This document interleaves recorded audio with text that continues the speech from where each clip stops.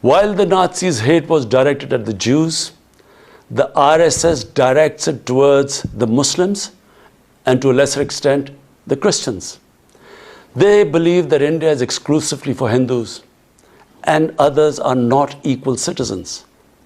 The secularism of Gandhi and Nehru has been replaced by the dream of creating a Hindu Rashtra by subjugating, even cleansing India's 200 million Muslims and other minorities. In 1992, the RS destroyed the Babri Masjid.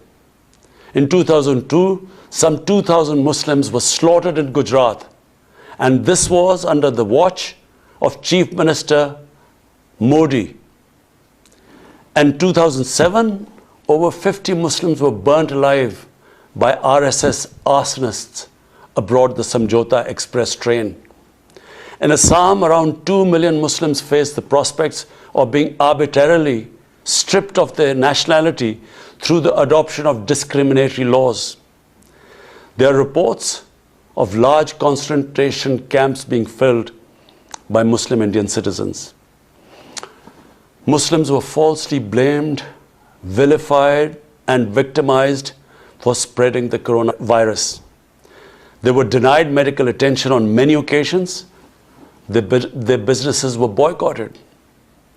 Cow vigilantes attack and kill Muslims with impunity.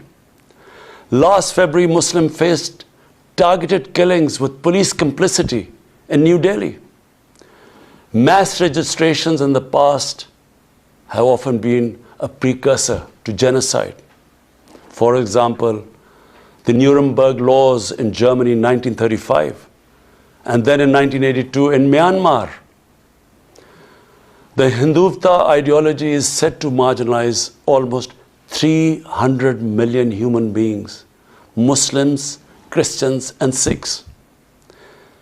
This is unprecedented in history, and this does not augur well for the future of India. As we all know, that marginalization of human beings leads to their radicalization. Mr. President, for over 72 years, India has illegally occupied Jammu and Kashmir against the wishes of the Kashmiri people and in blatant violation of the resolutions of the Security Council and indeed its own commitments to the people of Kashmir. On 5th August last year, India illegally and unilaterally sought to change the status of the occupied territories and deployed additional